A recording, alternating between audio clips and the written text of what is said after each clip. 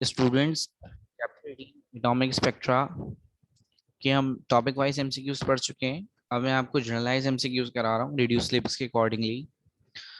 पहला एमसीक्यूज आपसे कह रहा है, if the electron in the hydrogen atom jumps from the third orbit to the second orbit, अगर हाइड्रोजन एटम का कोई इलेक्ट्रॉन तीसरे ऑर्बिट से दूसरे ऑर्बिट में जंप करता है तो वो एनर्जी को रेडिएट करेगा। द इमिटेड रेडिएशन, जो रेडिएशन निकल रही है, हैज वेवलेंथ, उसकी वेवलेंथ आपने बतानी है। R is the Rydberg constant. अच्छा, रेडबर्ग कांस्टेंट को हम शो करते थे आर एच से, लेकिन यहाँ पर वो कह रहा है कि आपने किससे शो करना है, सिंपल उसे आर से। तो थर्ड ऑर्बिट से जा रहा है सेकंड ऑर्बिट के अंदर। तो हम कंडीशन बना देते हैं, मैं इसके लिए फॉर्मूला बना देता हूँ, तो आप इसे साथ साथ नोट कर लीजिएगा। हमारे पास वेवलेंथ का फॉर्मूला है 1/, वेवलेंथ। ठीक है, आप इसे लैम्डा ही लिखेंगे। सो 1/, वेवलेंथ, ठीक है, इक्वल। अच्छा, रेडबर्ग कांस्टेंट को हमने किससे शो करना था, कैपिटल आर से। फिर उसके बाद ब्रैकेट, फिर 1/NF का स्क्वायर माइनस 1/NI का स्क्वायर। ठीक है, फिर उसके बाद आगे चलिए, 1/वेवलेंथ,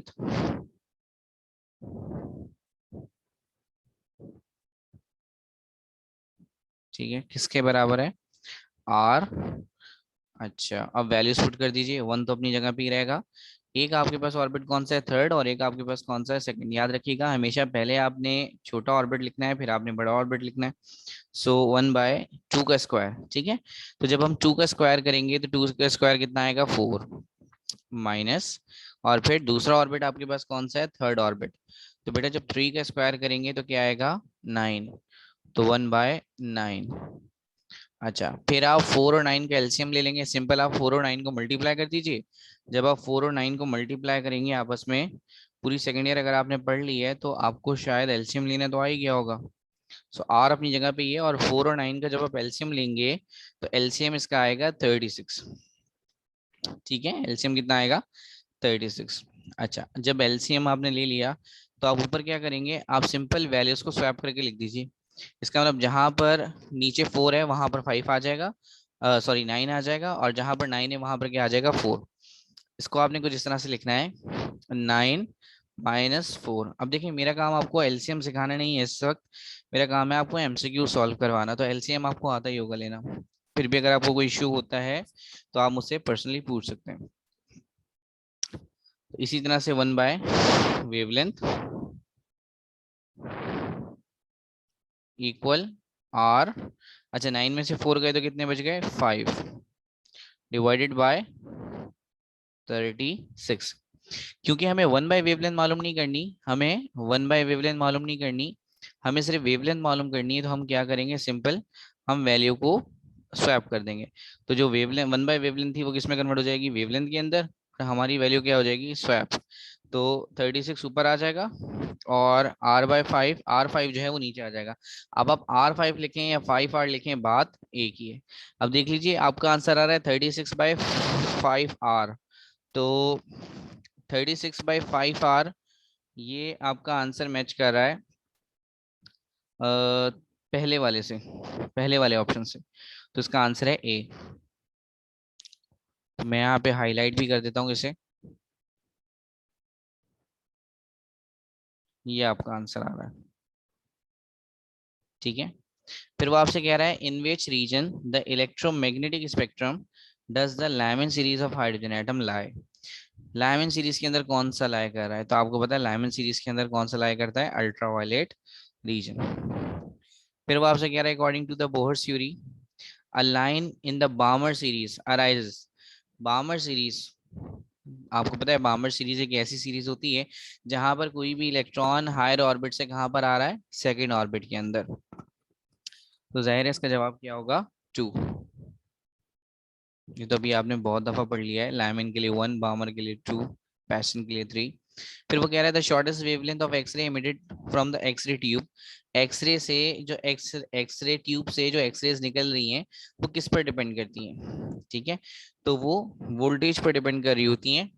कि कितने वोल्टेज आप अप्लाई कर रहे हैं ट्यूब पर। फिर लिखा हुआ in the Bohr's model the hydrogen atom of the hydrogen atom the lowest orbit corresponds. ठीक है, जो लोएस्ट ऑर्बिट है उसकी एनर्जी सबसे कम होती है। इसका मतलब लोएस्ट ऑर्बिट का मतलब वो ऑर्बिट जो कि न्यूक्लियस के करीब हो। जो पहला ऑर्बिट है उसकी एनर्जी सबसे कम होगी, जो दूसरा ऑर्बिट है उसकी एनर्जी उससे थोड़ी ज्यादा होगी, थर्ड वाले की एनर्जी और ज्यादा होगी, फोर्थ वाले की एनर्जी और ज्यादा होगी।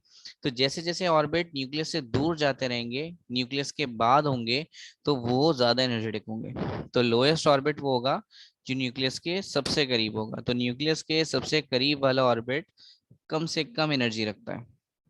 जैसे अगर पहला ऑर्बिट है तो उसकी एनर्जी 5 होगी, दूसरे ऑर्बिट की 10, तीसरे ऑर्बिट की 14 15, चौथे ऑर्बिट की 20। इस तरह से जैसे जैसे ऑर्बिट्स आगे बढ़ेंगे तो एनर्जी भी बढ़ती रहेगी। फिर वो आपसे कह रहा है the hydrogen atom undergoes from the ground state to the first excited level. वो कह रहा है कि हाइड्रोजन जो है वो ग्राउंड स्टेट से कहाँ जा रहा है, एक्साइटेड लेवल में जा रहा है। तो एन की वैल्यू क्या यूज करेंगे आप, एन की वैल्यू आप 2 यूज करेंगे, क्योंकि पहला शेल तो ग्राउंड है और दूसरा शेल कौन सा है, एक्साइटेड। तो इसका मतलब वो बात कर रहे हैं सेकंड शेल की, एटलीस्ट सेकंड शेल की। तो इसके लिए मैं कंडीशन अप्लाई कर देता हूँ, क्योंकि वो रेडियस की बात कर रहा है और हमें पता है कि रेडियस बराबर होता है n square multiply by 0.529 degree angstrom. अच्छा, फिर वो कह रहा है कि अगर वो ग्राउंड से एक्साइटेड में चला जाए, अगर वो ग्राउंड से एक्साइटेड में चला जाए, तो ग्राउंड पर तो एन की वैल्यू 1 होती है, लेकिन एक्साइटेड पर एन की वैल्यू क्या होगी, 2, क्योंकि ग्राउंड के लिए एक, एक्साइटेड के लिए तो सेकंड शेल की हम बात कर रहे हैं। तो एन की जगह पर क्या पुट करूंगा, 2, और 2 का स्क्वायर क्या आएगा, 4, मल्टीप्लाई बाय 0.529 डिग्री एमस्ट्रॉन्ग। तो जब हम ग्राउंड की एक्साइटेड की बात करेंगे, मतलब अगर हम R2 की बात करते हैं, तो R2 का हमारे पास जवाब आता है 4 मल्टीप्लाई 0.529 डिग्री एमस्ट्रॉन्ग। लेकिन अगर मैं सिर्फ ग्राउंड स्टेट की बात करता, इसका मतलब अगर मैं सिर्फ R1 की बात करूंगा, तो R1 के लिए फॉर्मूला क्या होगा, n square multiply by 0.529 degree angstrom. और क्योंकि ग्राउंड स्टेट है तो एन की वैल्यू आप क्या रखेंगे, 1, और 1 का स्क्वायर भी कितना आएगा, 1। और जब आप इस वैल्यू को 0.529 डिग्री एमस्ट्रॉन्ग से मल्टीप्लाई कराएंगे, तो जाहिर है वैल्यू तो 0.529 डिग्री एमस्ट्रॉन्ग ही आ जाएगी। तो देख रहे हैं, जहां पर आपके पास ग्राउंड स्टेट पर वैल्यू आ रही थी 0.529, और वही एक्साइटेड स्टेट पर आ रही है 4 मल्टीप्लाई 0.529, इसका मतलब आपकी वैल्यू 4 गुना बढ़ रही है।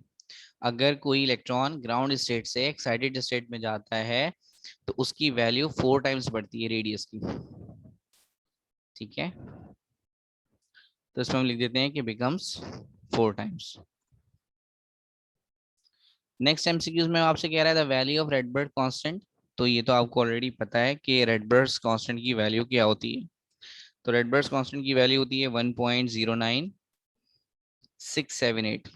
ठीक है, मल्टीप्लाई 10 की पावर 7।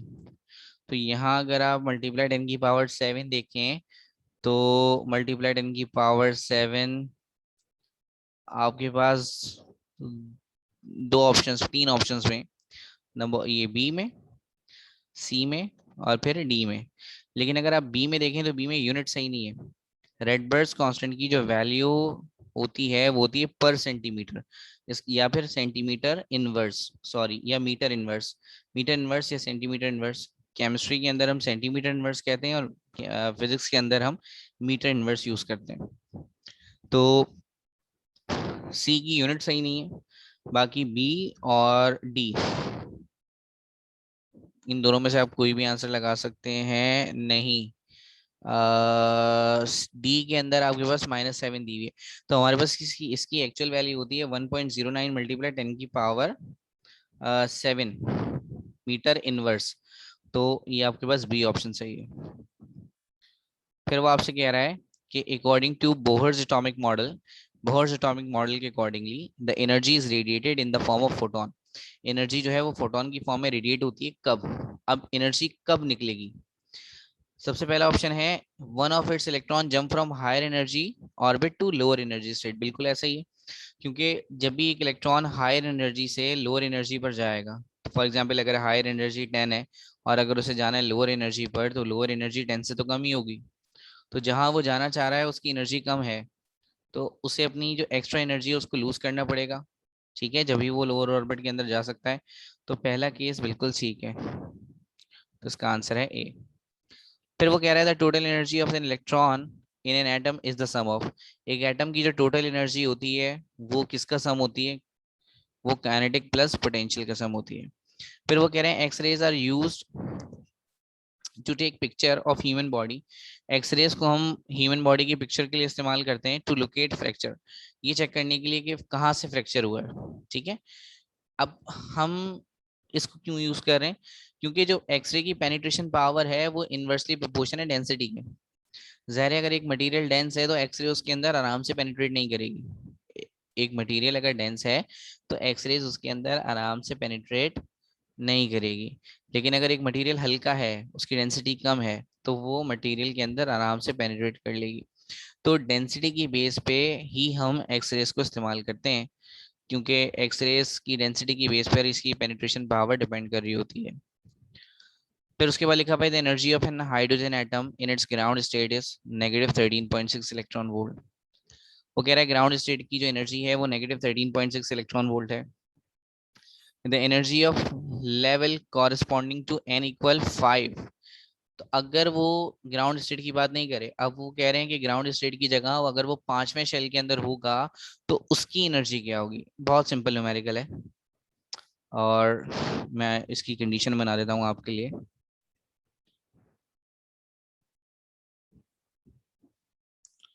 बेटा फॉर्मूला बराबर होता है E equal -13.6 divided by n square. ठीक है, तो E equal -13.6 divided by n की वैल्यू है 5, और अगर आप 5 का स्क्वायर करेंगे तो आंसर कितना आएगा 25। ठीक है, तो आप क्या करेंगे 13.6 को सिंपल आप किससे डिवाइड कर देंगे 25 से, तो कैलकुलेटर आपको लिखा हुआ दे देगा -0.54। ठीक है, इलेक्ट्रॉन वोल्ट। तो इसका आंसर क्या आना चाहिए डी। तो मैं इसे मार्क कर देता हूँ जल्दी से।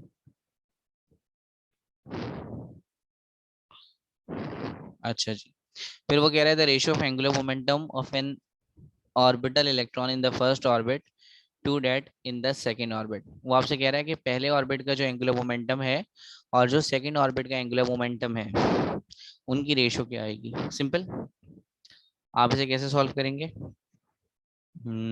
देखिए, तो कंडीशन में तो आपके लिए दोबारा बना देता हूँ। पहले वो कह रहे हैं कि पहला ऑर्बिट है और फिर वो कह रहे हैं कि सेकेंड ऑर्बिट है।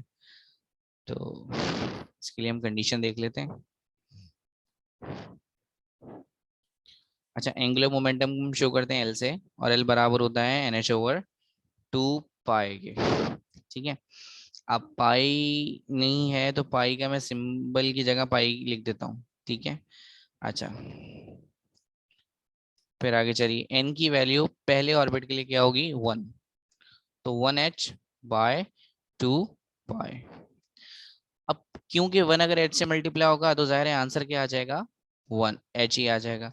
तो आपके पास जो वैल्यू आई है वो क्या आई है h/2 पाई। इसी तरह से अब हम ये सारा केस करेंगे सेकंड वाले के लिए। तो ये तो पहले ऑर्बिट के लिए हो गया, अगर मैं दूसरे ऑर्बिट के लिए करूंगा तो जाहिर है फॉर्मूला क्या बनेगा L इक्वल NH/2 पाई। तो बेसिक फॉर्मूला तो सेम है, लेकिन अब n की जगह पर आप क्या पुट करेंगे। अब आप n की जगह पर पुट कर रहे होंगे 2, क्योंकि वो आपसे कह रहा है सेकेंड ऑर्बिट। तो अब आपके पास जवाब क्या आएगा 2h/2, सॉरी 2h/2 पाई, क्योंकि n की जगह पर आप 2 पुट करेंगे तो ये आंसर आपके पास क्या आ जाएगा 2 पाई। सो तो टोटल एंगुलर मोमेंटम आपके पास कितना आ रहा होगा? अगर आप इसको देखें तो एन की जगह पर आपने 2 पुट किया है, और जब एन की जगह पर आप 2 पुट करेंगे तो यहाँ पर देख सकते हैं आप 2 से 2 कैंसिल हो जाएगा, और जब 2 से 2 कैंसिल हो जाएगा तो एंगुलर मोमेंटम आपके पास कितना आ रहा होगा? 1। ठीक है, एंगुलर मोमेंटम आपके पास कितना आ रहा होगा? सिर्फ h/2 पाई। लेकिन एक मसला है कि अगर आप 2 से 2 कैंसिल करते हैं तो फिर आप h/2 पाई को सेम नहीं कर पाएंगे, तो मैं जस्ट इसे ऐसे ही छोड़ रहा हूँ 2, और ये h/पाई को मैंने बिल्कुल एज इट इज लेफ्ट कर दिया है। अब देखिए, अगर आप देखें, ये पहले ऑर्बिट का मोमेंटम है और ये बराबर है h/2 पाई के, और यहाँ पर अगर कुछ नहीं है h के साथ तो 1 सपोज करेंगे। ठीक है, लेकिन यहाँ पर h से पहले 2 है, तो जब हम रेशो निकालेंगे तो रेशो कैसे निकलेगी? रेशो किसके बराबर होगी? रेशो बराबर होगी L1/L2। ठीक है जी। अब देखें, दोनों वैल्यूज के अंदर 2 पाई है डिवाइडेड में, तो 2 पाई कट गया। ठीक है, एच भी दोनों में है तो एच तो कट गया। तो L1 के लिए सिर्फ आपके पास पहले वाले से केस से आपके पास सिर्फ क्या बचा है? यहाँ से कुछ भी नहीं बचा। देखें, h/2 पाई बिल्कुल एज इट इज h/2 पाई इसके अंदर भी है, तो h/2 पाई को h/2 पाई से तो हमने काट दिया, तो इसका मतलब पहले वाले केस में तो कुछ भी नहीं बचा, तो हम यहाँ पे लिख रहे हैं 1। लेकिन दूसरे वाले केस में h/2 पाई जब हम कट कर देंगे तो सिर्फ क्या बचेगा? 2। तो 1/2 आ जाएगा, और अगर 1 को मैं 2 से डिवाइड कर दूं तो आंसर कितना आएगा? 0.5। तो इसका आंसर है 0.5। फिर भी अगर ये आपको नहीं समझ आता तो आप मुझसे कमेंट पर पूछ सकते हैं। ठीक है, तो इसका सिंपल सा आंसर है 0.5। अच्छा जी, फिर वो कह रहा है energy required by an atom to remove an electron from the ground state to higher state. तो इलेक्ट्रॉन को ग्राउंड स्टेट से हायर एनर्जी स्टेट तक ले जाने के लिए जो एनर्जी चाहिए होती है उसे हम किसका नाम देते हैं?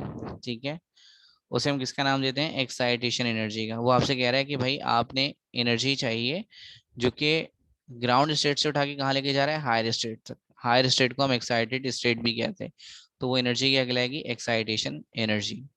फिर वो कह रहा है the potential required to remove an electron. एक इलेक्ट्रॉन को रिमूव करने के लिए जितनी एनर्जी चाहिए उसे हम क्या कहते हैं? उसे हम कहते हैं आयनाइजेशन पोटेंशियल। तो कुछ चीजें बिल्कुल एग्जैक्ट रट्टा है। तो ऐसा यूनिट ये भी हमने थोड़ी देर पहले डिस्कस किया था, जो इसकी ऐसा यूनिट है वो मीटर इनवर्स होती है। लेजर मींस, ये भी एग्जैक्ट रट्टा है। लेजर के मतलब होते हैं light amplification by stimulated emission of radiation. फिर वो आपसे कह रहा है फिर electron jumps down from outer to inner it will. अगर एक इलेक्ट्रॉन बाहर किसी शेल से अंदर वाले शेल की तरफ आ रहा है तो आपको पता होना चाहिए कि बाहर के शेल्स की एनर्जी ज्यादा होती है और अंदर के शेल्स की एनर्जी कम होती है। तो अगर वो बाहर से अंदर की तरफ आ रहा है तो वो ज्यादा से कम की तरफ आ रहा है। फॉर एग्जाम्पल, जहां से वो आ रहा है उसकी एनर्जी 15 है और जहां वो आ रहा है उसकी एनर्जी 5 है। तो अब तो उसे 15 की एनर्जी चाहिए ही नहीं, अब तो उसे सिर्फ 5 की एनर्जी चाहिए। तो वो क्या करेगा? जो एक्स्ट्रा एनर्जी है उसे क्या कर देगा? रिलीज कर देगा या रेडिएट कर देगा, जिसे हम इमिट भी कहते हैं। ठीक है, तो इसका आंसर है। फिर वो कह रहा है if the ionization energy of the hydrogen atom is 13.6। ठीक है, अगर उसका 13.6 है तो उसका आयनाइजेशन पोटेंशियल क्या होगा? भाई जाहिर है, आयनाइजेशन एनर्जी का मतलब है कि जब वो हाइड्रोजन एटम आयोनाइज हो जाए, और आयोनाइज कब होता है? जब वो एटम इलेक्ट्रॉन को लूज कर देगा।